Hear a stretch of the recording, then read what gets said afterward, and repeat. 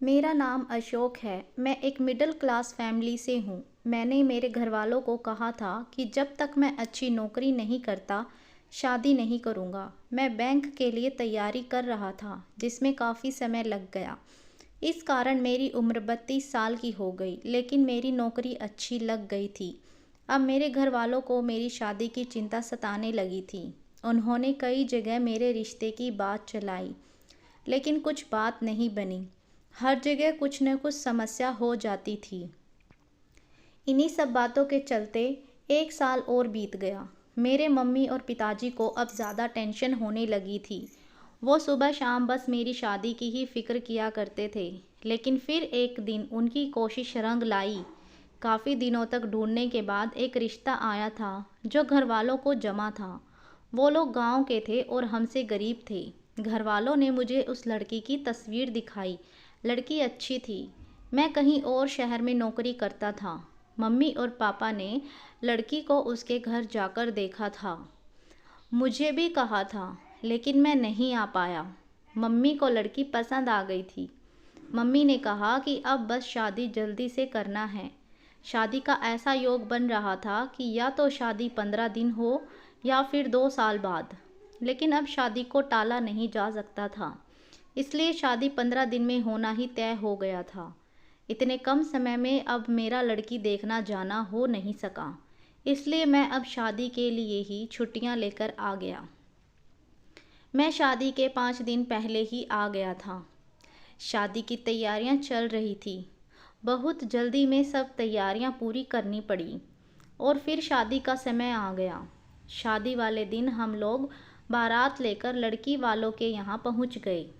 वहाँ सबके चेहरे देख मुझे कुछ अजीब सा लगा। मुझे एक छोटे कमरे में ठहराया गया। मैंने पापा से पूछा, पापा यहाँ सब ठीक है ना? पापा ने बोला, सब ठीक है। शादी गांव की थी। फेरों के समय भी लड़की ने अपना मुंह घूंघट से ढका हुआ था। शादी के बाद विदाई होकर हम सब लोग अपने घर आ गए। घर आने पर मेरी सुहागरात के पहले ही मेरी मम्मी और पापा मुझे अकेले में ले जाकर कुछ ऐसा बताते हैं जो मैंने पहले नहीं सुना। वो बोले कि हमारे घर में एक रिवाज और प्रथा है कि शादी होने के 15 दिनों तक दूल्हा अपनी दुल्हन का मुंह नहीं देखता। मैंने बोला, यह क्या? आज से पहले तो आपने इसके बारे में मुझे पहले नहीं बताया। वो बोले कि पहले नहीं बता सकते थे, क्योंकि पहले बताना अशुभ होता है, इसलिए यह शादी के बाद ही बताया जाता है। मुझे समझ नहीं आ रहा था कि यह बात एकदम से कैसे आ गई, लेकिन फिर मम्मी पापा के ज़्यादा जोर देने के बाद मुझे मानना ही पड़ा। पिताजी ने मुझे एक काला कपड़ा भी दिया। कहा कि इसे बांध कर ही कमरे में जाना, गलती से भी इसे खोलना नहीं। मेरे मन में कई तरह के सवाल और विचार आ रहे थे, लेकिन मुझे उनकी बात माननी ही पड़ी, क्योंकि वो जिस तरह से मुझे समझा रहे थे, मुझे उनकी आंखों में थोड़ा डर भी लगा। इसलिए मैंने उनकी बात मान ली और काला कपड़ा लेकर अपने कमरे में गया। दरवाज़ा बंद किया और मेरी पत्नी सेज पर मुंह ढांके पहले ही बैठी हुई थी। मैंने अभी काला कपड़ा अपनी आंखों पर नहीं बांधा था। मैं उसके पास गया तो सबसे पहले जो उसने कहा वो था, आपको मम्मी पापा ने सब समझा दिया है ना? मैंने पूछा, उन्होंने तुम्हें भी कहा है क्या?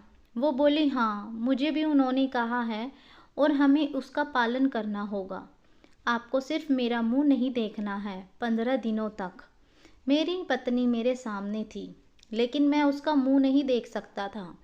मैंने अपना काला कपड़ा उसे दिया और उसकी ओर पीठ करके बैठ गया।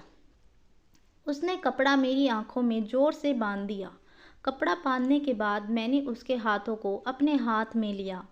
बहुत ही कोमल थे। उसके बाद मैंने करीब आधी रात तक उससे बहुत बात की। मैं उसे देख नहीं पा रहा था, लेकिन उसकी तस्वीर मैंने देखी थी।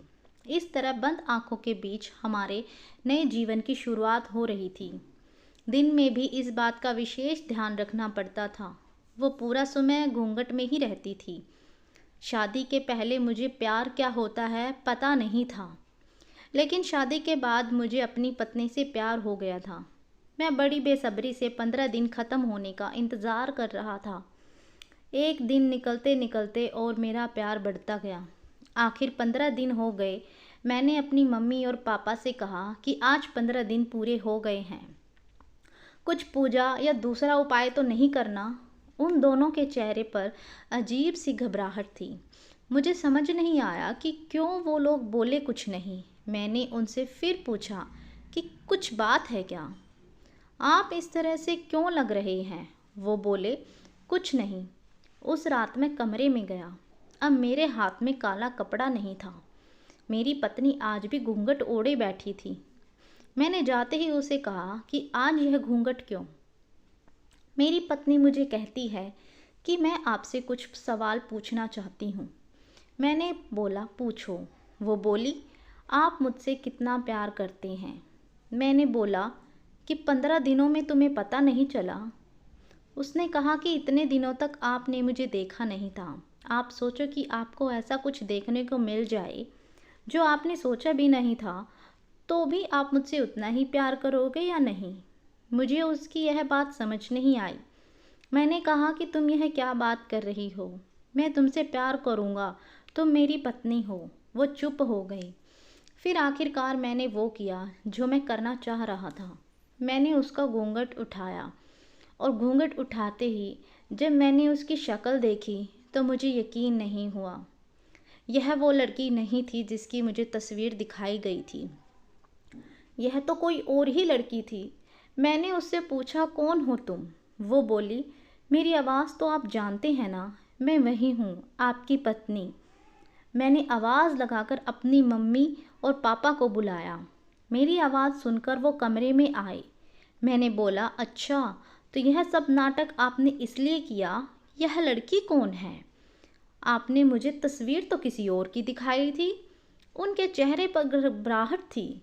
मेरी माँ बोली, बेटा, हम इसी बात से डर रहे थे। बड़ी मुश्किलों से हमने तेरे लिए रिश्ता ढूंढा था। वो लड़की इसकी बड़ी बहन थी। शादी के 2 दिन पहले वो घर से चली गई और शादी से मना करने लगी। यह लोग फिर शादी से मना करने लगे, लेकिन हमने इसके पिता पर दबाव डाला, धमकाया था, पहचान बताई, तो उन्होंने दबाव में आकर अपनी 2 साल छोटी बेटी का शादी तुमसे करवा दी। हम तुझे बताते तो तू हमें ऐसा नहीं करने देता। सच जानकर तू कभी शादी नहीं करता, इसलिए तुझसे छिपाया। तुम दोनों सही मायने में पति पत्नी बन जाओ, इसलिए 15 दिन वाला नाटक किया, ताकि बाद में तू इसे छोड़ नहीं सके। उनकी बात सुनकर मुझे यकीन नहीं हुआ। मैंने कहा कि आपने अपने बेटे की शादी के लिए किसी को धमकाया। आपने मुझे भी झूठ बोला। आपको शर्म नहीं आई? आपने इस लड़की की मर्जी के बिना ज़बरदस्ती मुझसे शादी करवा दी। उसके बाद भी आप यह लोगों की बात मान रही है। मम्मी और पापा बोले कि हमने यह सब तेरे लिए किया। मैंने कहा, यह आपने मेरे लिए नहीं बल्कि अपने आप के लिए किया, ताकि मेरी शादी के बोझ से आप बरी हो जाएं। अगले दिन मैं बिना कुछ बोले सुबह अपने काम पर चला गया, लेकिन वहाँ जाने पर मुझे लगा कि इसमें उस लड़की की क्या गलती है जो पहले ही ज़बरदस्ती का शिकार हुई है। मैं यही सोचता रहा और मुझे उसकी आवाज़ से भी प्यार हो गया था। मैं 2 दिन बाद ही अपने घर वापस आया। मैं उसे लेकर उसके घर गया, उसके घर वालों से माफ़ी मांगी। उनकी आंखों में आंसू थे। फिर मैंने उससे पूछा, क्या तुम मुझसे प्यार करती हो? वो बोली कि मैं अपने आप को खुशकिस्मत मानती हूँ कि आप जैसा पति मुझे मिला। जो भी हुआ वो हम दोनों को मिलाने के लिए ही हुआ। मैं आपके लिए और आप मेरे लिए ही बने थे, तभी अपने आप रिश्ते बनते गई। उसकी इन्हीं बातों पर मैं उसे और ज़्यादा प्यार करने लगता हूँ। अब मेरा फ़र्ज़ है कि मैं उसे दुनिया भर की खुशियाँ दूँ।